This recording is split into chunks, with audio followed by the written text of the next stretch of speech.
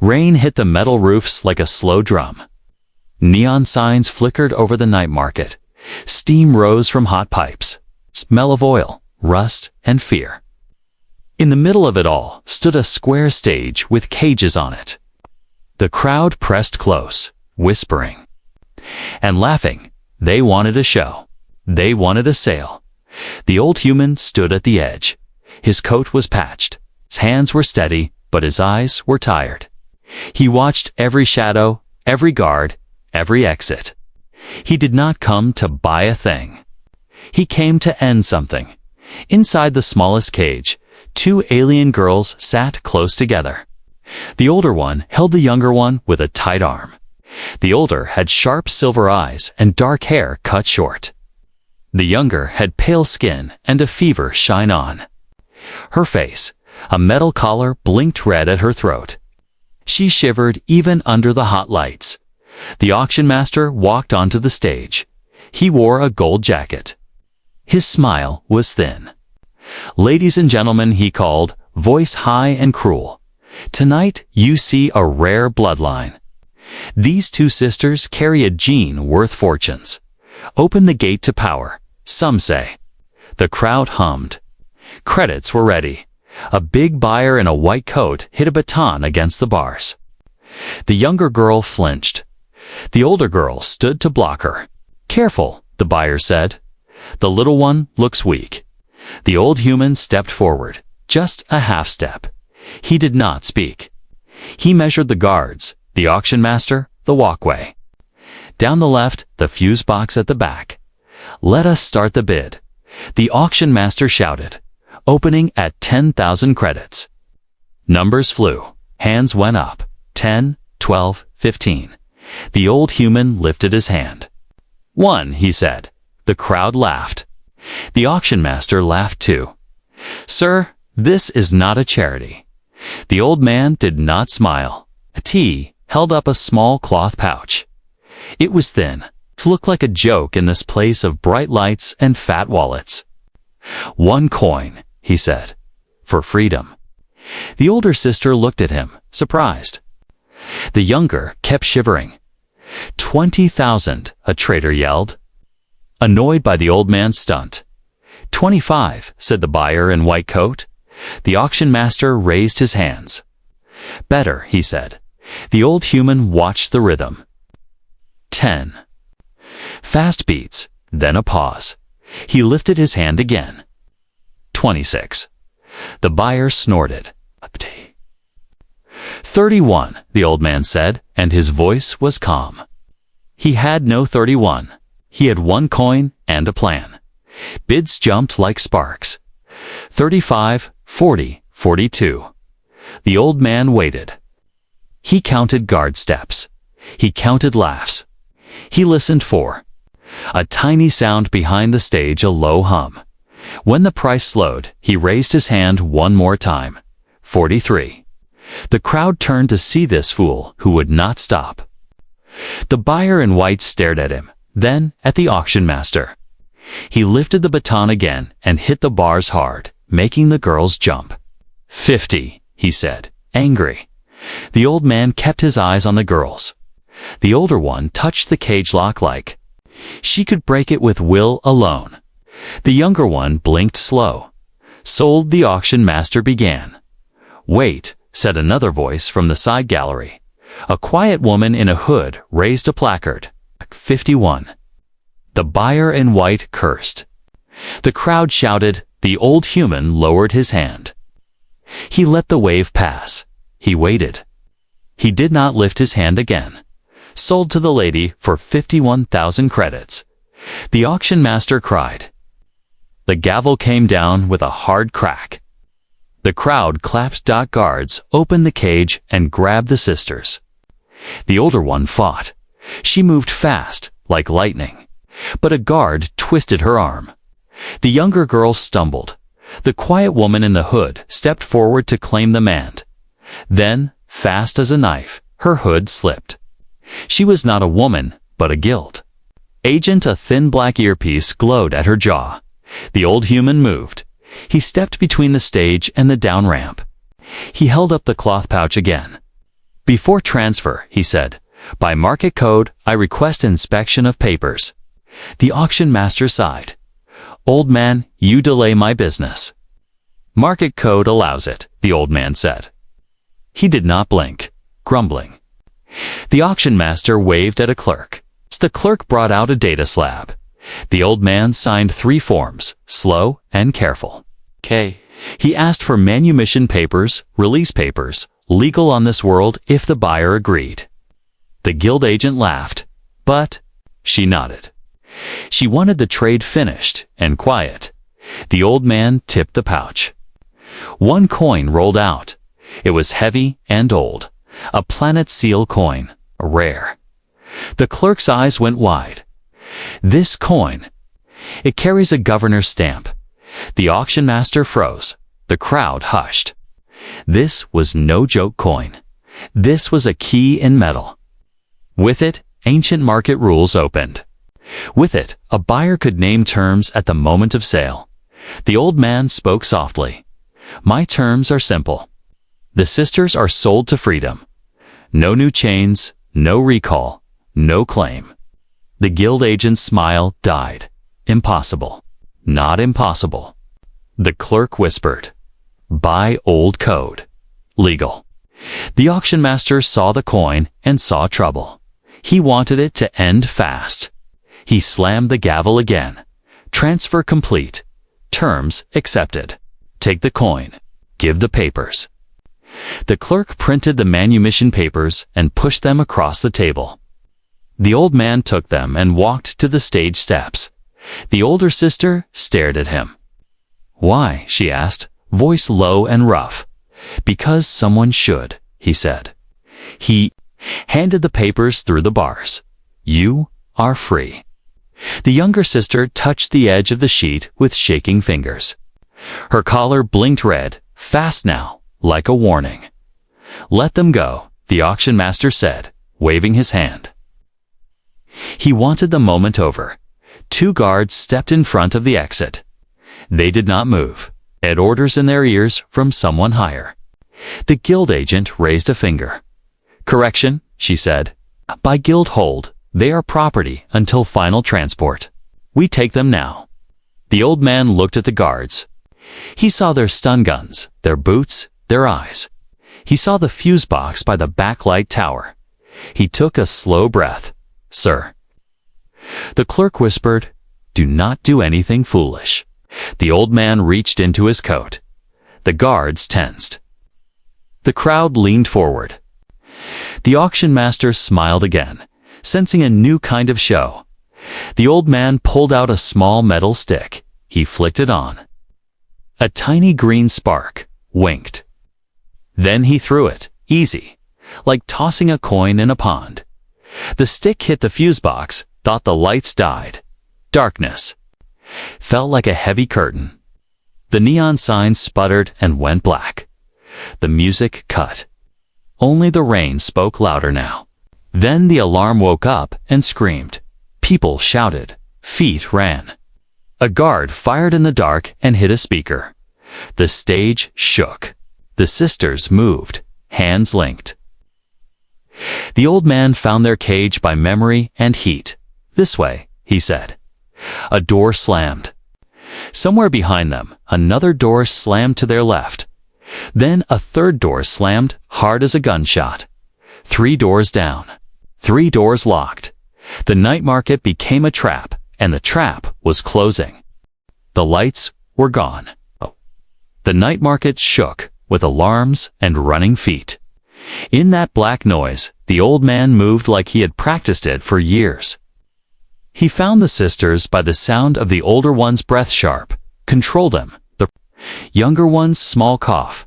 Hands, he said softly. Lyra pushed Neva's hand into his. The old man slid a thin tool into the cage latch. 1 twist, 1 push. The lock clicked. He lifted the door just enough to let them crawl out. A guard shouted from the far side. A shot burned past like a comet. The old man didn't flinch. This way, he said. He led them off the stage, under a table, through hanging cloth banners that smelled like smoke. They passed a stall of glowing fish, a crate of cold batteries, a coil of wire that brushed their arms. Behind the stage, a service door waited. He kicked it once. It swung open with a tired sigh. The corridor beyond was tight and hot. Pipes hissed. Steam made the walls sweat. The old man kept one hand on the wall and one hand on Neva's shoulder. Lyra stayed at the rear, eyes hunting for shadows. Twice she turned and saw lights sweep past the far end. Twice she held her breath and did not move. They reached a laundry room where damp coats hung like tired ghosts. The old man grabbed two. He wrapped one around Neva and handed the other to Lyra. From his coat, he pulled 3 protein bars and a small water flask. "Eat while you walk," he said. Neva tried to smile and failed. Her collar blinked red, steady and fast. Lyra tore a bar with her teeth and pressed the soft piece into Neva's hand. The younger girl chewed with effort. She looked a little less gray. "Why help us?" Lyra asked without slowing. "Because someone should," he said again, the same as on the stage. He did not explain more. He was saving his breath for the turns he knew were coming. He took a sharp left through a door marked waste, then pried up a grate with his tool. A low shaft opened, the air inside cold and bitter. "Trash lift," he said. "It drops to the service tunnel. We ride it down." They climbed into the square cage. The old man pulled the lever. The lift shuddered, then sank with a scrape that set teeth on edge. In the darkness, Neva leaned against Lyra and closed her eyes for one heartbeat. Lyra traced the metal collar with her fingers. There were hairline cuts around the edge, so thin she could barely feel them. "Don't touch it," Lyra whispered. "Tracker?" The old man asked. "More," Lyra said. "It smells like a clinic. It smells like poison." The lift hit the bottom with a bump. A green strip of emergency light glowed along the floor of the tunnel. The old man stepped out first and listened. Dripping, distant bootsteps. Far away, a drone hummed. He pulled a small round device from his pocket and clicked it on. It buzzed soft, then rolled away down the side tunnel like a beetle. A moment later, a bright flare spit from its body and ran up the wall like daylight. The drone above turned and chased the false sun. "Good," he said. "Move." They followed the green line to a hatch. He spun the wheel and pushed. Free air hit their faces, wet with rain and salt. They were under a metal bridge beside the docks. The night market was a rumble above them. The sea slapped the pylons below. They hid in a narrow alcove behind a stack of broken crates. The old man set down a battered cum unit the size of a book. He twisted 2 wires together, then tapped a code with knuckles that did not shake. "Whisper," he said into the speaker. "I need a bird from Dock 7. "Quiet, right now," Static answered. Then a dry voice. "Old friend, you still owe." "Me from Kesh. I'll owe more," the old man said. "Add it. You always add it," Whisper said. A pause. "Shuttle Moth 2. Cargo Lane 3. Door open. 2 minutes." Lyra watched the water. She saw searchlights trying to cut. The rain, she pulled Neva closer. The younger girl's collar blinked again, brighter now. Her lips were too pale. "How long?" Lyra asked. The old man held the comm unit near the collar and listened to the faint tick under the blinking red. His face tightened. "Lock. And distance kill," he said. "If someone tries to cut it, it gives poison. If she crosses a certain border, it gives poison. If a timer ends, it gives poison." "How long?" Lyra asked again. He met her eyes. "I don't know," he said. "But we can beat a timer if we move. And we can turn off a distance kill if we find the right code." "Where?" Lyra said. "A clinic the guild thinks is safe," he said. "Not far. But we need a ship first." Boots clanged above them. A voice barked. "Check the drains." Lyra and the old man pressed flat to the wet wall. Neva held her breath until tears came too. Her eyes? The patrol moved on. Now? The old man said. They slid along the shadow of the bridge until a low gate appeared with the number 7 burned into the metal. Beyond it, the dock lay open like a tongue-slick black, waiting.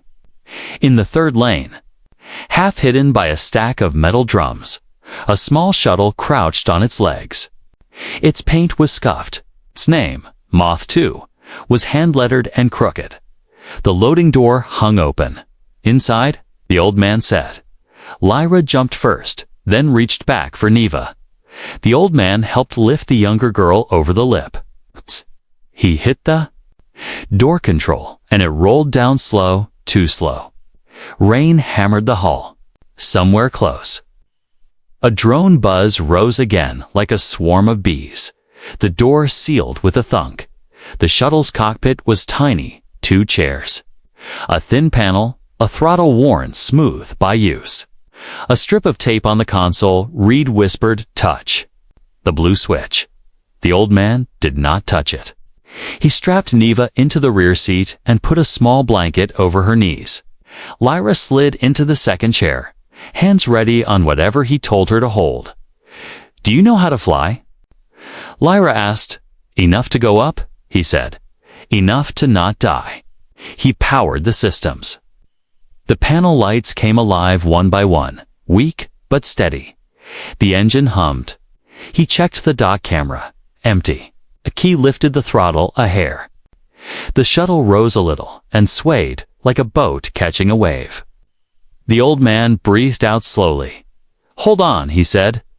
The Moth 2 lifted into the rain. White spray spun off the landing legs. The dock fell away. The bridge became a dark ribbon. The night market was a broken crown of lights. For a brief, soft moment, Neva smiled at the view. Like a child seeing snow for the first time. Then the world bit them. A spike of sound punched through the cockpit sharp. Ugly, too strong. The panel went wild, and then dead. Lights blinked once and died. The engine coughed like a sick animal and stopped. The shuttle dropped, jamming. The old man shouted. Gravity grabbed them by the spine and pulled hard. The Moth 2 fell back toward the black mouth of the docks, silent and blind. The shuttle fell like a stone. The docks rushed up, black and wet. The old man grabbed the throttle and hit every dead switch he could find. Nothing answered. The panel was a graveyard of dark lights. Tape on the console read, whispered don't. Touch the blue switch. He touched it.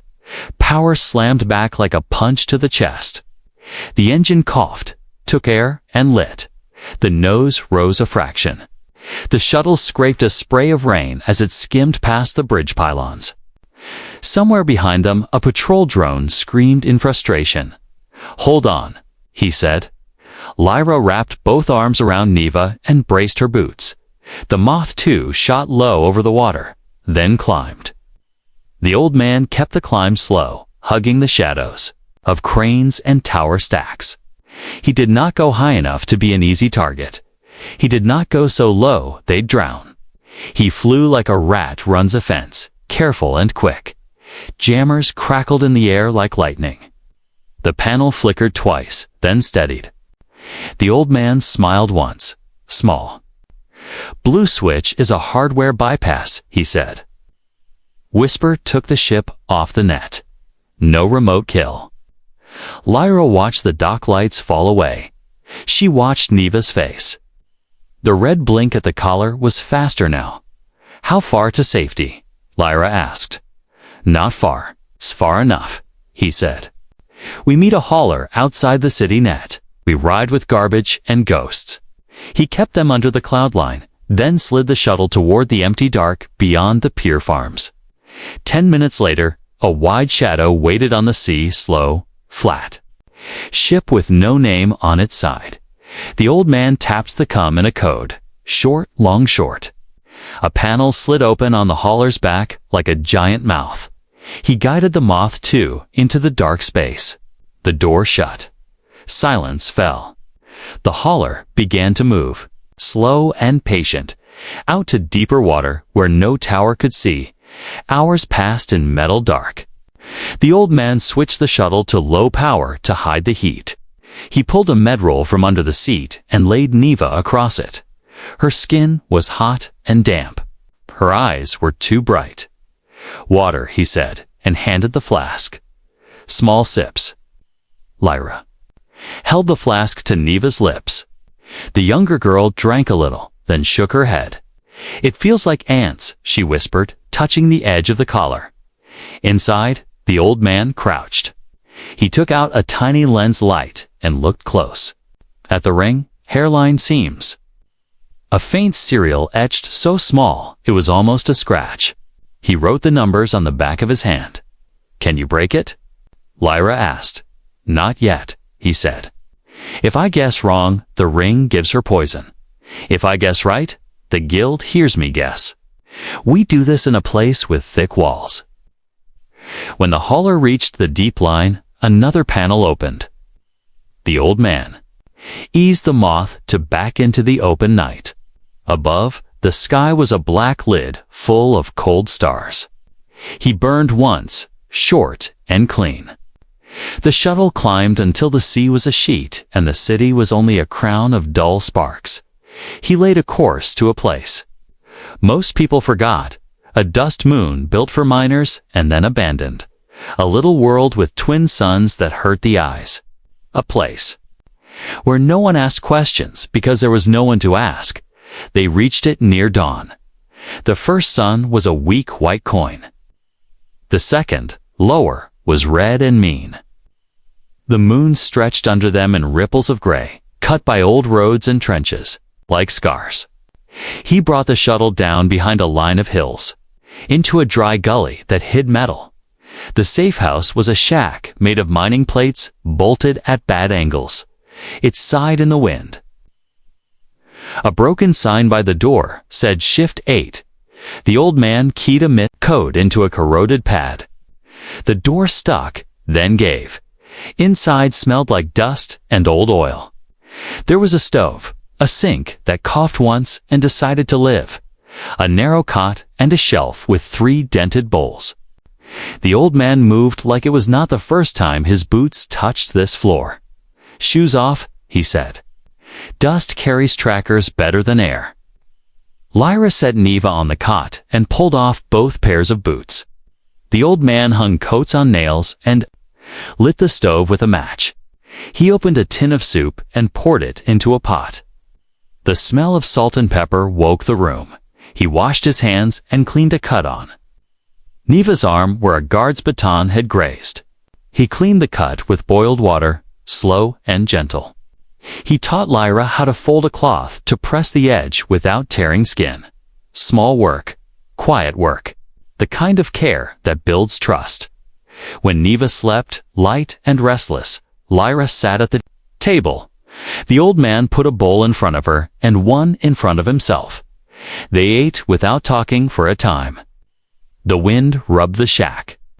Sand scratched the window like dry rain. "My name is Lyra," she said at last. "Her name is Neva. We thank you." He nodded. "I'm Hale," he said.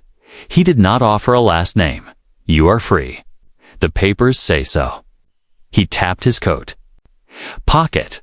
But papers do not stop bullets. Lyra's eyes were sharp. "You knew the coin would force the terms."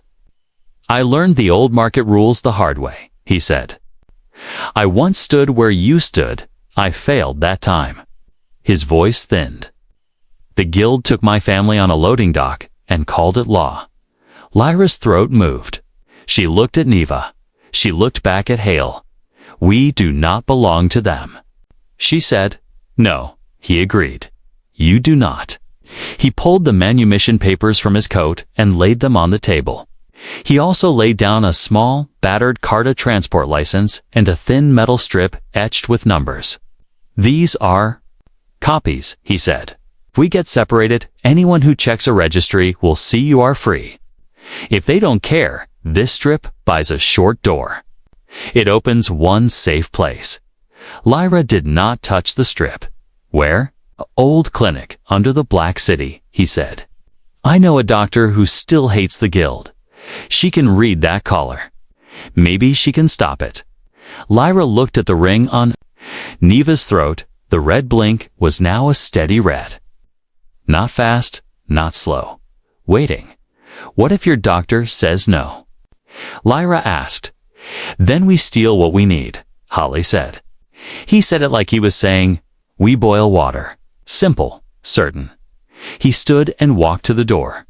He opened the hatch a crack and slid a small dish outside. It was not bait. It was a scanner that drank whatever the wind carried. It hummed a little, then sent the hum to a reader on the shelf. Green meant empty. Yellow meant curious. Red meant trouble. While they waited for the first reading, Holly gave Lyra a small task. Hold this light, he said. He used the lens. Again, and a magnifier to draw the collar seam in a little book. He sketched the microscrews, the serial, the tiny vents that smelled like clinic chemicals. He wrote in block letters, do not cut. Look for code. Neva woke, eyes wet. It's loud, she whispered. The ring is loud. Hay put his palm over the ring without touching it. We will make it quiet, he said, but not here. Here. Is for rest? Eat a little. Drink. The reader on the shelf clicked. Lyra and Hale looked up. A green line moved across the tiny screen. It stopped. It turned yellow. Then it turned red. Hale crossed the room in 3 steps and opened the door. A finger width. Dust blew in. He narrowed his eyes and peered over the ridge. On the far horizon, a small glint moved against the gray. Not a bird, not a rock. A drone, low and patient, making a slow circle to taste the wind again. He shut the door softly. Lyra's hand went to the little knife she had hidden in the cot frame. She did not pull it out. She waited. Hall walked to the shelf and pulled down a flat projector. He set it on the table and thumbed it on. A hollow wavered to life above the metal. It showed 2 faces, Lyra and Nevo, badly lit, eyes too bright. Under them, numbers climbed and froze. Bounty, triple standard. Live capture, the shack felt smaller. Outside. The wind scratched the glass again.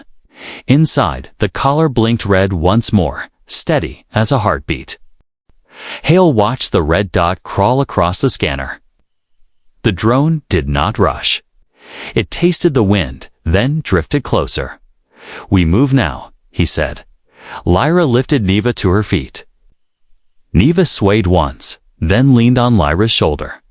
The collar's red. Light kept its slow blink. No faster, no slower. Like a waiting eye, Hale opened a trap in the floor and pulled up a dusty tarp. Under it sat a small desert crawler, 3 wheels, 1 seat, a flat bed. It looked dead. He kicked the starter twice. The engine coughed, spat brown smoke, and then settled into a low growl. Keep low, he said. We ride the gully, no skylines. They piled on.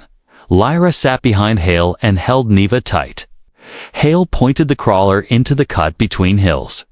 Gray dust rose behind them and fell fast. The wind helped wipe their tracks. The drone crossed their old ridge and paused over the shack. It hovered, sniffed, and then dipped lower. Curious. Hale did not look back. He kept the engine slow, steady, and quiet. The gully bent toward a row of broken machines. Old diggers lay like sleeping iron animals. Beyond them, a thin road cut across the flats toward Black City, the moon's bad heart. Traders called it pitfall. Miners called it home. Everyone called it hungry. Hale parked the crawler under the arm of a dead digger and threw a camo net over. We walk from here, he said. Less heat, less noise. They walked. Dust squeaked under boots. The suns climbed, one pale and one mean.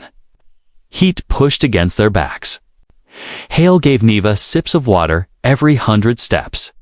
He made them stop in shade whenever they found a shadow. Small rules. Rules that keep people alive. By noon, they reached the outer bones of Black City collapse conveyors. Empty tanks, a forest of thin masts that whistled in the wind. Crowds flowed inside the big doors. No guards in uniform at the gate. That was the trick. Everyone inside watched for the guild, and everyone inside sold to them too. Hale took them through a market that lived in shadows. Shops were narrow, hung with wires and fake smiles. Smell of oil and spice. Voices low. Eyes bright. He led them to a door with a red handprint on rusted steel. "Keta," he said, knocking once. The door opened a finger width. A woman's eye looked out, white scar across the lid, iris like a piece of glass. "No names," she said. "Then no names," Hale answered. "I have a ring I want you to look at." Keta frowned. She opened the door and let them in. The room was small and neat. Tools lined a table in clean rows. A fan turned the hot air slowed on. IVA sat on a stool. Keta knelt and studied the collar without touching it. She sniffed the vents and made a face. Clinic polymer, smart poison, timer, and border and tamper. Your girl is unlucky. Can you remove it? Lyra asked, not without setting it off. Keta pointed at the seam. Here, when I lift this cap, the ring sends a kiss to her blood. We do not want that kiss. Codes Hale said. Remote off. Back door. Keta rolled the collar gently between her fingers. She read the micro-etch with a lens. Serial speaks of a key, she said. Not here. The key lives in a black clinic. Guild holds the original. They like to hold throats after they sell wrists. Where? Hale said. Keta hesitated. Her eyes moved to the door. Tell me, Hale said. He put one coin, not a planet coin, a small one on the table, then another, then a third. Keta did not look at the coins. She looked at Neva. The girl's small hands shook. Sweat beaded on her lip. Clinic Viridian, Keta said at last. Under the guild hall. They brewed the antidote there. Lyra's jaw tightened. Guild hall. Is enemy ground? Yes, Keta said. But it has thick walls. And the key you need is inside those walls. A noise outside cut the small room. Not loud. Heavy. Like boots that walked where boots were not welcome. Keta's eyes shifted to the ceiling vent. She clicked off the fan. The silence grew. Hale moved to the back door. He touched the bolt. He did not pull it yet. Stay behind me, Lyra whispered to Neva. The front door opened slow, like a smile. The auction master stepped inside. Gold jacket fresh, hair neat, eyes bright with easy hate. Two hunters slid in after him, faces hard under dust goggles. Keta, the auction master said, pleasant. You never told me we were seeing old friends. Keta's face went still. I tell you many things, she said. You hear little the? Auction master ignored her and looked at Hale, then at the sisters. He spread his hands. I do not like losing merchandise, he said. It makes my books look untidy. They are not merchandise, Hale said. Everything is merchandise, the man said lightly. Even breath, even time. A hunter moved. Left, closing the path to the back door. The other moved right, blocking the window. They did not raise guns yet. They were patient. They enjoyed the slow part. Hale stepped in front of Neva. Lyra slid a foot. Wait forward, like a dancer who could break a jaw. Keta stood up behind her table. One finger touched something under the wood. Return the girls, the auction. Master said, I will make your punishment soft. No, Hale said. Then I will take them, the man said with a shrug. He flicked 2 fingers. The left hunter drew and fired in one neat motion. Oh. Hole pushed Neva down and took the hit in his ribs. The stun charge slammed through his coat and stole the air from his lungs. He fell to a knee.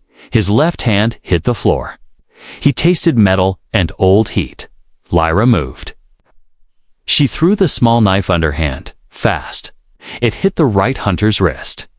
He yelled and dropped his gun. Kita kicked her table hard. It flipped, spilled tools, and smacked the auction master in the shin. He hopped back, swearing. Hale sucked a breath and rolled, dragging Neva with him behind the tipped table. The left hunter fired again. The charge hit the fan and turned it into sparks. "Stop," the auction master said, angry now. "Live. Fools. The guild pays for a live." The collar around Neva's neck made a sound no one wanted to hear. A tiny click. Then the red light shifted. It did not blink now. It counted. Little numbers woke next to the seam and began to run down. 24 o'clock, 023, 59, 59. Lyra saw it and felt ice in her bones. "Timer," she said. They started a timer. The auction master smiled again. "Yes," he said. "Insurance. If you hide, the little one dies neat. If you return, we stop the clock. See? Simple business." Hale forced himself to his feet. His side burned. His hand shook once and then was still. "Keta," he said quietly. "Smoke." "Now, Kita's." Finger hit the switch she had kept under the table. A thin line popped on the wall, a crack loaded with fine dust. The room filled with gray in one breath. Sight died. Sound grew teeth. Lyra grabbed Neva and went low. Hale went lower. He remembered the room in steps. 3 to the back. 1 right. Bolt up. Door out. The hunters fired blind into the smoke. 1 charge hit the light panel and blew it. The room went from gray to black. The auction master coughed like a cat and cursed like a priest. The back door banged open. Hot air shoved in. Hale pulled them into a narrow alley that ran like a vein between metal bones. People shouted somewhere. Traders slammed shutters. The city did what cities do when trouble walks by. It pretended it was not home. They ran. Hale held his side and did not slow. Lyra carried Neva like a child, light and precious. The countdown glowed on the ring, angry and clean. 23:58, 17:23:58, 16. They cut through a wire yard, past racks of broken drones that stared with dead eyes. They climbed a stair that was only half there.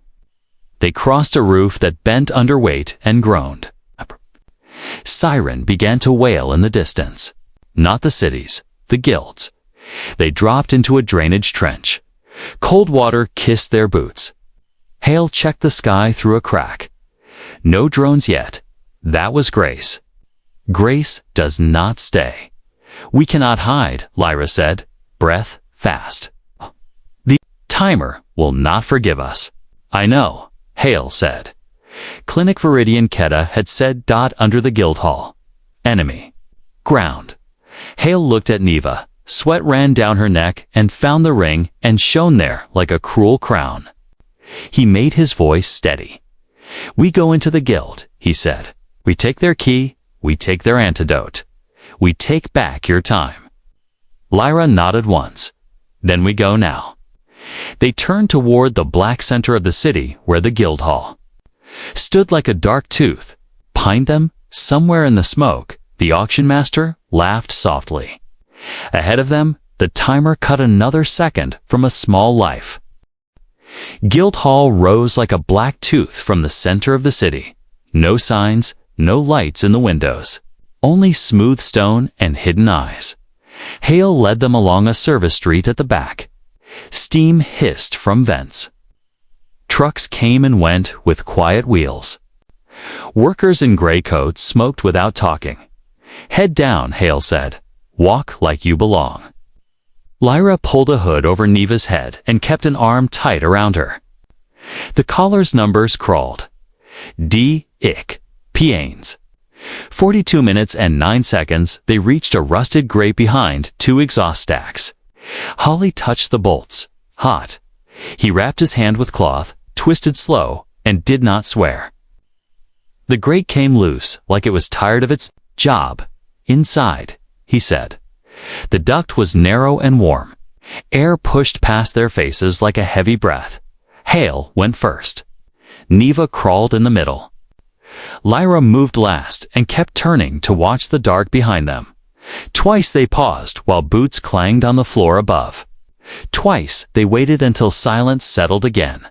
Hale stopped at a junction, marked with tiny paint. B2.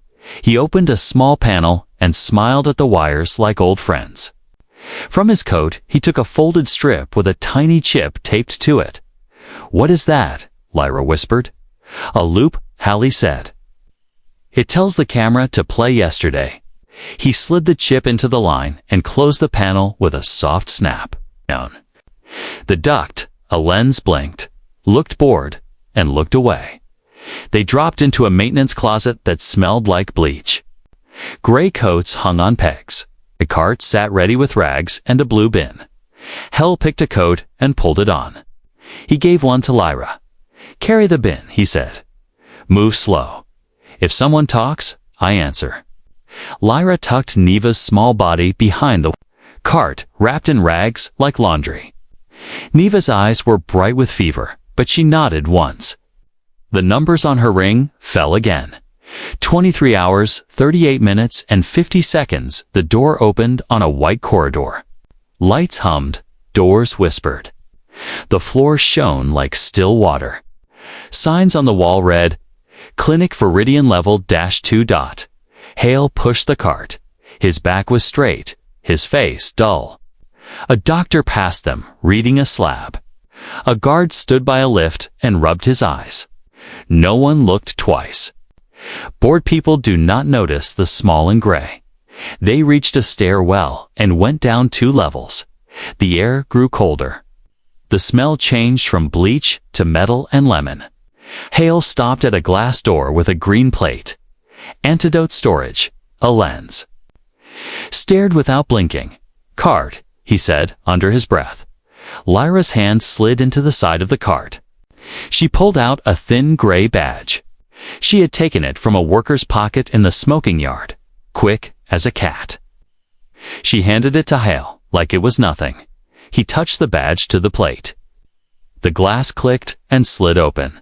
Rows of small fridges stood like white soldiers. Each door had a code and a light.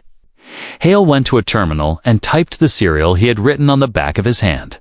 The screen spat 3 lines. Caller series VRD-13 master key. Room B19 antidote. Viridian A, dose. 10 ml. Lyra opened the first fridge. Cold air washed her face.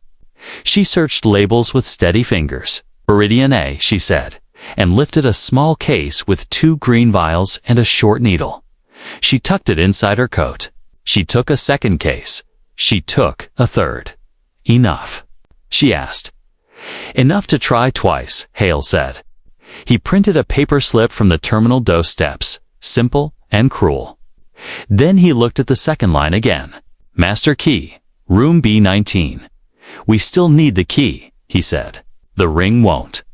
Accept the dose while it is locked. The key turns the lock without poison. Where is B19? Lyra asked.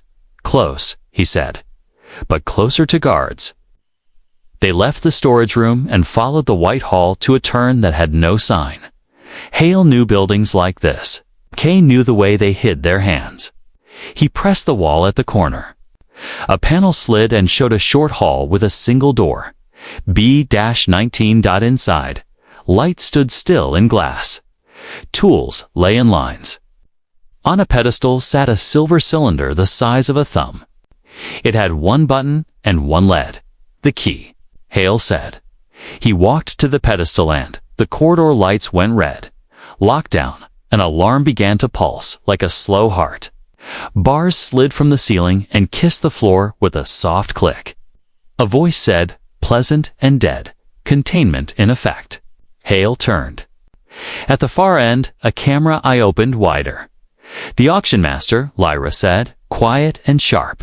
He found us. Hale went to the door and tested it. It was heavy now. A bar had locked into the floor. He looked up and saw a manual override slot, orange and ugly. Get the key, he told Lyra. I'll hold the bar. Lyra grabbed the cylinder. It was heavier than it looked.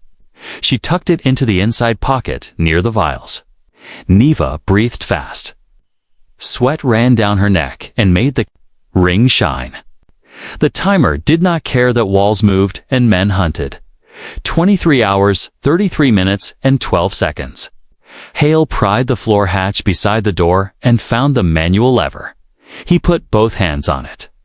When I pull this, he said, the door will open. It will want to close again. You run? What about you? Lyra asked. I will be behind you, he said. He did not lie in tone. He lied in speed. He pulled. The lever fought like a living thing. Muscles in his arms shook. The door groaned and slid, inch by inch. Red light flashed across his face. Pain from the stun wound in his ribs woke up and bit hard. Go, he said. Teeth tight, Lyra pushed the cart with one hand and carried Neva with the other. She slipped through the door. The cylinder pressed cold against her ribs. Vials clicked in her coat like small teeth. Hale held the lever. He felt the door trying to climb back into its mouth. He counted heartbeats. Run, he said again. Softer. Now? Lyra set Neva down just beyond the door and turned back. Hale, run, he said. And this time, his voice was a command that filled the hall. She pulled Neva along the corridor. Footsteps thudded from the distant stair. Voices shouted. A metal slam echoed. Guards were coming. Hale looked at the lever and saw the paint where that marks old use. Many hands had pulled this handle. Not many had held it. He breathed in. He breathed. Out, he let the lever go. The door snapped shut with a bang that shook the wall. Bars dropped. The lock bit. Hale was on the wrong side now. Red light painted his coat. The alarm kept its slow heart. He turned to the small room. The pedestal sat, quiet, empty. A screen on the wall woke and showed a face. The auction master, neat and cruel. Old man, the man said. Always between me and profit. Hale did not answer. He stepped to the wall and pulled a small packet from his pocket. It was a dull gray disc with 2 wires. He stuck it to the power trunk beside the screen. He twisted the wires. The disc blinked once. Outside, Lyra half-carried Neva down the hall. Doors ahead were locking. She saw a side door marked Laundry Out. She ran for it. She swiped the gray badge. The door did not care. Red, denied. Back, Neva whispered, weak, but clear. Back, Hale. Lyra shook her head. We get you air first, she said. Then we go back for him. Behind them, deep in the walls, Hale's disc began to sing. It was not a loud song. It was a short one, a power cut with teeth. The lights flickered, then died. For one breath, the whole clinic held its breath with them. Then the generators woke, angry. The cut bit again, deeper. Somewhere behind the white, something exploded. The floor jumped. Dust fell from the vents like gray snow. A shockwave ran the hall and shoved Lyra forward. She wrapped Neva with both arms and curled to take the hit. Vials pressed her ribs. The key dug into her chest like a promise. When the noise fell, A new door hissed open in front of the man emergency exit that did not know which master to obey. Lyra pulled. Neva threw it into a dark service tunnel that smelled like hot stone. She looked back once toward the red hall. "Hey," she whispered. Another deep boom rolled through the clinic Viridian. The wall shook a last time and then went still. The timer on Neva's collar kept counting, bright and cold. The service tunnel shook again. Dust fell like gray rain. Pipes groaned. Lyra held Neva close and kept moving toward a square of weak light ahead. "Hail," Lyra whispered. "Please be alive." They turned a corner and found a maintenance hatch, half open. Smoke leaked from it. A hand pushed through the gap, burned and shaking. Lyra dropped to her knees and pulled. Hale slid out, coughing hard. His coat was singed. One side of his face was black with soot. His breath came in short cuts. "You said you would be behind us," Lyra said. "I am," he rasped, and almost smiled. Footsteps clanged above. Voices barked orders. Hale pointed down the tunnel. "Boiler room," he said. "Thick walls." They hurried into a hot, narrow chamber full of old tanks. The air smelled like iron and steam.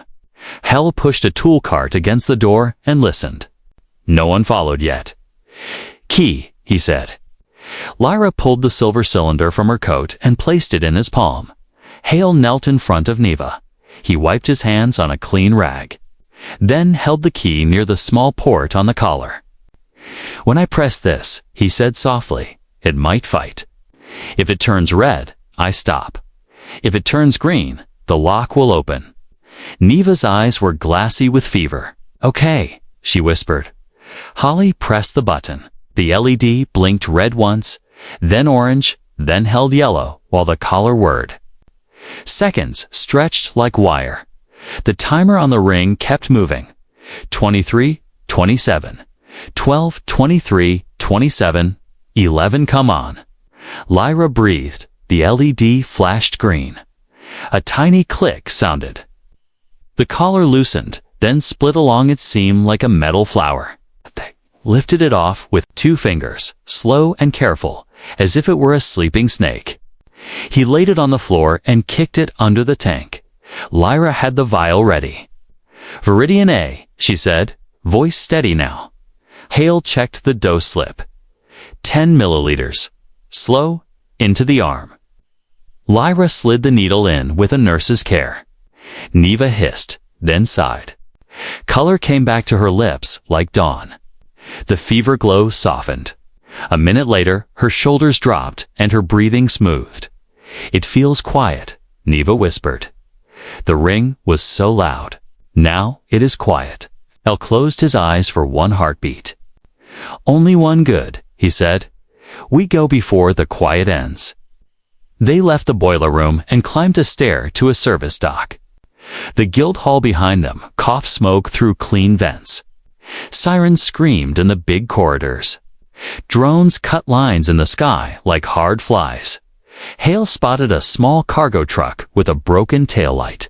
He hotwired it with 2 wires and 1 prayer. The engine woke, embarrassed to be stolen. They drove without drama. Head down, no sharp turns. No speed to shout. Lyra sat beside Hale and watched the mirrors. Neva lay across the bench seat, the blanket up to her chin, eyes half open, and calm now. The empty collar rolled somewhere in the truck bed, making a soft tin sound. Black City fell behind them. The outer flats opened, wide and pale under twin suns. Lay turned off the main road and took a path that did not look like a path. "Where?" Lyra asked. "Graveyard," he said. "Old ships, old bones. Good places to hide, good places to trap." Wind carried the smell of dry metal. Half an hour later, tall shadows rose from the dust ribs of wrecked starships, broken wings, cracked domes of glass. The graveyard stretched like a dead forest. Between the hulks, the air moved in slow, hot waves. Hale parked the truck under the belly of a rusted cargo hauler. He killed the engine and listened. Only wind. Only sand. Out, he said. We work fast. They split tasks. Hale dragged an old battery pack and a heavy coil from a tool locker someone had forgotten. He set the coil on a high beam and ran a cable to the battery. An old turret mount still clung to the beam. He tested its swivel, groaned, but moved. Lyra climbed the ship ribs like a cat. She strung 3 flares in a triangle and tied mirrors from a broken cockpit canopy to a dangling cable.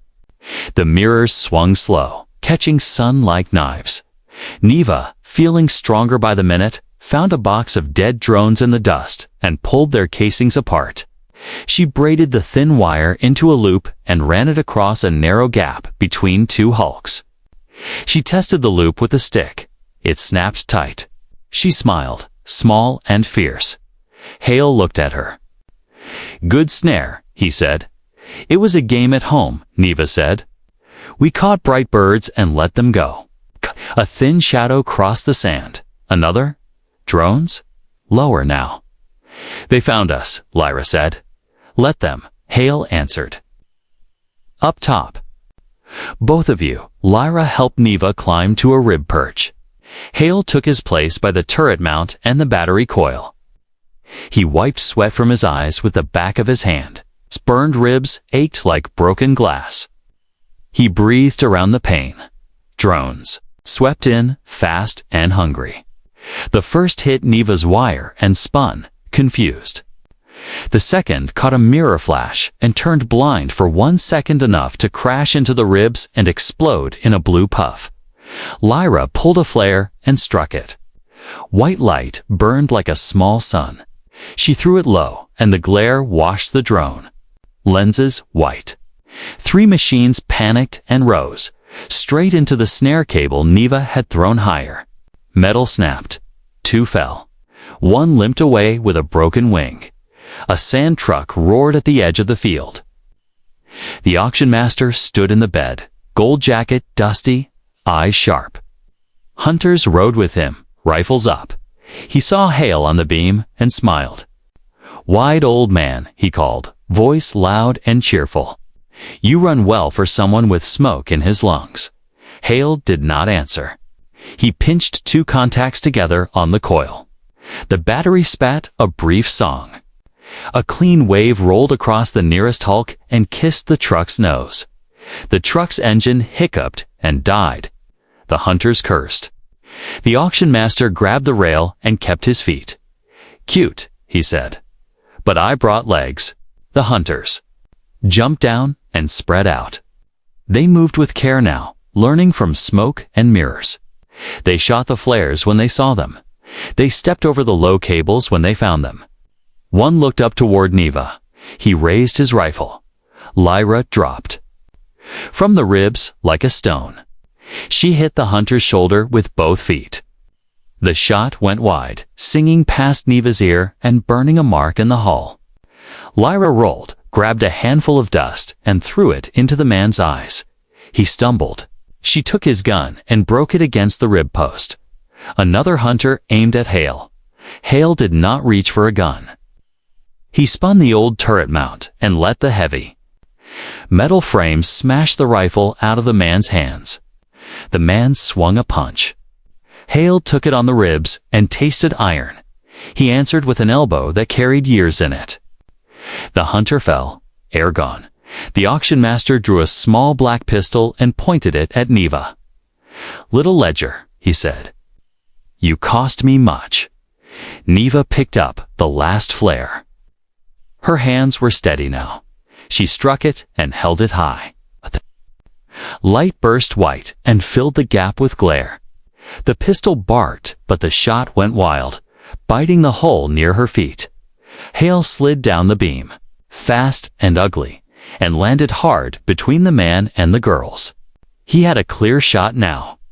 The auction master's chest was open, his eyes narrow, his mouth in a thin line. Hale did not raise a weapon. Leave, Hale said. His voice was low and tired. End it. The auction master laughed. "You will not shoot me," he said. "You are that type." "Yes," Hale said. He took one step forward with empty hands. The hunters, those still standing, lifted their rifles. Lyra froze. Neva held the flare like a star. Hale kept walking. He stopped one arm's length away. He looked the man in the eyes. "You think fear makes law," Hale said. "But law is only real when someone chooses mercy." "Mercy is bad for profit," the man said. "Profit is bad for souls," Hallie said. For a moment, the field held its breath. Wind moved dust around their boots. Far off, a thin wail grew and grew. Patrol ships' blue-white lights rolled over the broken hulls. A loud howler cut the air. "Hands up, all of you. Drop weapons, on your knees."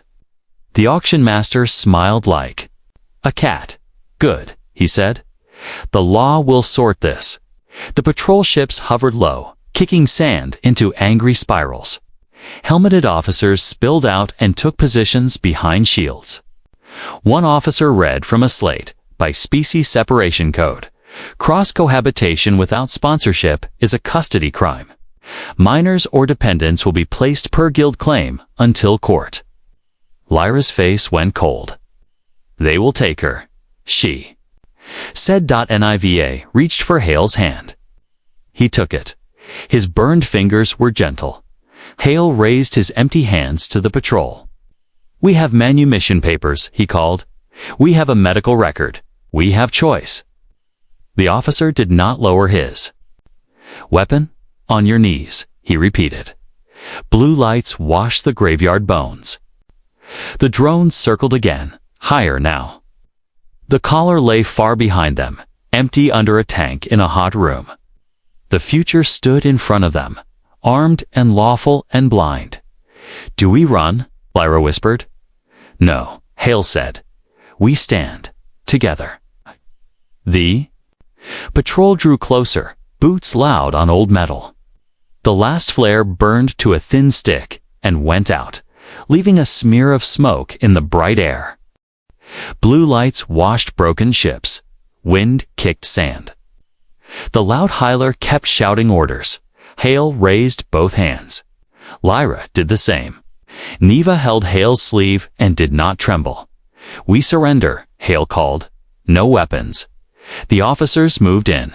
Plastic ties bit their wrists. A medic glanced at Neva's neck and frowned at the clean skin where the collar had been. "Where is the device?" he asked. "Under a boiler, in the guild clinic," Hale said. "We have the key and the dose logs." The auction master smiled, like he had already won. "Thank you, officers," he said smoothly. "You can deliver my property to guild custody now." "She is not your property," Lyra snapped. "Quiet," an officer said. They were loaded into 2 cars. Lyra and Neva went in one. The auction master rode in the other, still talking, still charming. The graveyard fell behind them. Black City grew ahead. Hard lines, hard laws.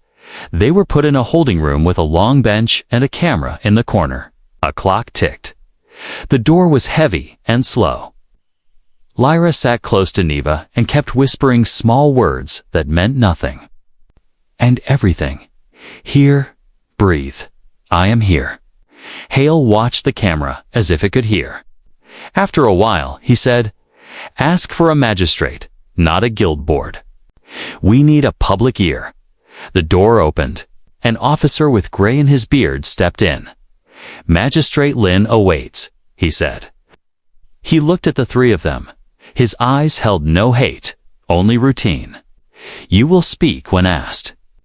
Keep your answers short." They were walked into a chamber that was not grand but felt large. A raised desk, a flag, a row of screens. Magistrate Lin was a thin person with dark hair pulled back and a face that listened. "Begin." The magistrate said. The guild council spoke first. He wore a good suit and a smile you could slip on ice with. "The younger alien is guild property by transport claim.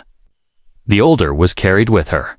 The human interfered with a legal sale, caused an explosion, and assaulted officers. The guild asks for immediate transfer and charges. Hale kept his hands folded.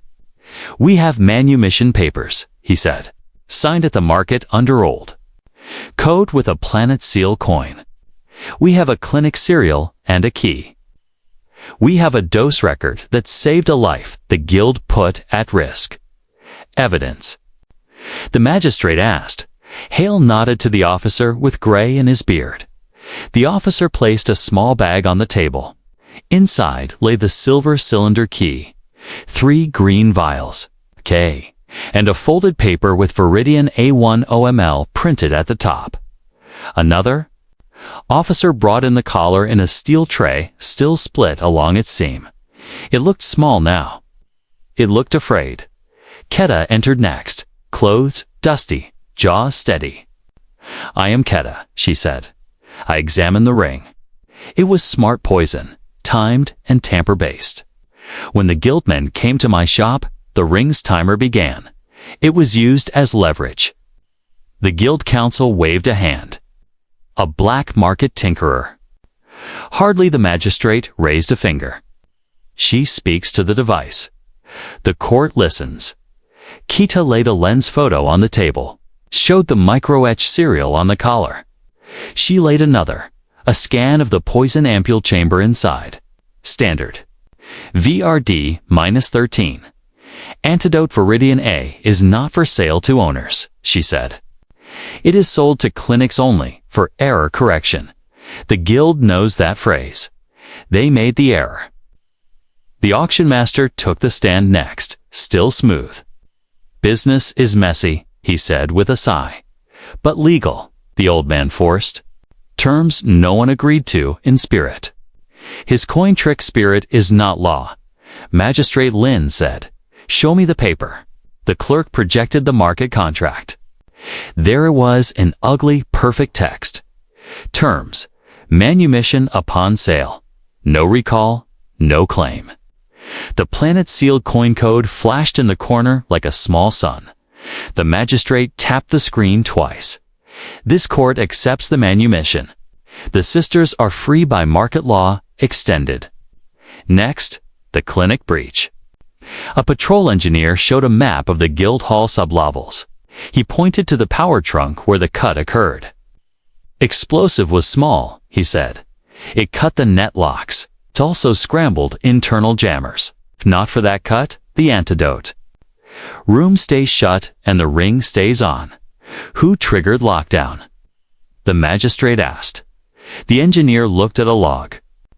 External command from a private console, registered to auction master Alfred. The room grew quiet. AFF Wrath, the auction master smiled less now. A clerical spoof, he said. Hackers? No, the engineer said simply. Private. Key signature matched your ring. The magistrate's eyes cooled. Guild counsel, do you argue that a timer on a child's throat is a normal business tool? Lyra stood. She is adult by our world's law, she said quickly. She is small, but she is of age. And even if she was not, sit, the officer warned. The magistrate raised a hand. Let her finish. Lyra's voice did not shake. Even if she was not, we are persons. He freed us. We choose him. He kept us alive with food, water, and hands that did not hurt. He is our own. Hale stared at the table. He did not speak. He had saved these words and never planned to hear them, said. Magistrate Lin leaned forward. Species separation code. Still applies, they said. Unrelated cross-species living without registry is not allowed. The court must place dependents if legally so with a sponsor or with guild claim pending appeal. Neva stood. She was pale, but her eyes were steady. We do not want guild hands again, she said softly. We want Hale. I choose him. On what basis? The magistrate asked. Lyra reached into her coat and placed a small braided loop of wire on the table. On the vow of guardianship. Of our house, she said. Our law allows a bond by consent between free adults for protection and home. When witnessed, it is family. On our world, this is also marriage when all agree. Hale looked at the loop. He looked at Lyra, and then, "At Neva, this binds you to me," he said. "It also binds me to you. My life, your safety. Every day." Lyra held his gaze. "We know." Neva took Hale's burned hand. "Please," she whispered. "We choose you." The magistrate considered the loop, the papers, the collar, the faces. The courtroom was very quiet. Outside, somewhere, black. City hummed like a machine that had never learned a song. "This court recognizes manumission," Magistrate Len said at last. "This court recognizes the local guardianship vow as a lawful family bond between free adults under the Interculture. Recognition Act, sponsorship satisfied. Separation code cleared." The Guild Council started to speak. The magistrate lifted a palm. Further, the court refers charges for coercion, unlawful restraint, and sabotage to the district prosecutor, naming auction master Afred and any guild officers involved. Officers moved. Afred's smile cracked. Cuffs found his wrists at. Last thought the ties came off Hale, Lyra, and Neva. The room seemed to grow larger around them. Like someone had opened a window. Lyra turned to the magistrate. "Witness?" she asked. Magistrate Lin nodded. "Witness." Lyra tied the small wire loop around all three wrists, for a moment hers. Neva's and Hale's, then slid it back to Hale's wrist. Alone. Simple. Clean. A promise in plain metal. They left the court to a sky that looked less heavy. Whisper waited by a battered shuttle outside, chewing a stick and pretending not to be pleased. Keta stood beside her, arms folded, scarred eye, shining.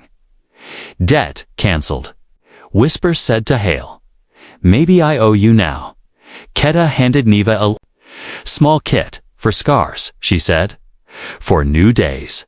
Time moved. A green moon, months later. A small farm built from ship panels and hope. A line of water tanks that did not leak. A garden that tried hard and mostly won. Hale repaired Moth 2 with careful hands and new bolts. Lyra traded parts at the market and never dropped her eyes. Neva learned to fix small engines and laughed. At the oil on her nose, at night, they ate at one table. They told short stories. They cleaned tools. They spoke softly about ugly places and then did not speak at all. Because quiet also heals. Sometimes patrol lights crossed the far hills and kept going. Sometimes a message came from Magistrate Lin. Case updates, fines levied, a guild office. Shuddered. Sometimes Jewel Keta's repair apprentice now sent a note that said, "Only still free." Lyra always replied, "Yes." On a warm evening, Neva stood by the door and watched two suns fall. Third. "It still feels strange," she said, smiling small, quiet, safe. Hale looked at the fields, then at the house, then at the sisters. "Safety is not a gift," he said. "It is work we do every day." Lyra slipped her hand into his. "Then we work," she said. Wind moved through the dry grass. The house creaked the way happy houses do. A repaired shuttle waited under a tarp like a promise. Above them, stars came on one by one, small and stubborn, like acts of kindness. Human kindness, Hale thought, is the safest home in a cold galaxy. And tonight, they were home.